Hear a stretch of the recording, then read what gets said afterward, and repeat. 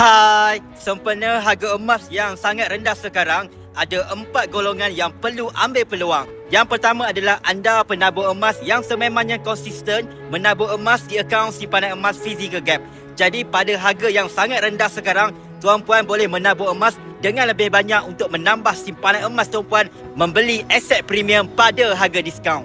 Yang kedua adalah anda penabur emas yang bermula pada harga yang tinggi. Jadi pada harga emas yang sangat rendah sekarang, ambil peluang untuk merendahkan purata harga belian tuan-puan. Yang ketiga adalah anda tuan-puan yang dah ada akaun simpanan emas Physical Gap tapi belum lagi mulakan tabungan emas. Jadi pada harga emas yang sangat rendah sekarang, ambil peluang untuk mulakan tabungan emas pertama. Nak mulakan tabungan emas dengan serendah RM100 pun boleh, nak mula dengan 1 gram pun boleh, ikut bajet kita. Yang keempat adalah tuan-puan yang belum lagi memiliki akaun simpanan emas. Jadi boleh daftar percuma akaun simpanan emas dan mulakan tabungan emas pertama pada harga yang rendah sekarang ini. Hubungi Hafizul sekarang bagaimana nak mulakan tabungan emas di akaun simpanan emas Physical Gap. Hafizul bimbing sebaiknya.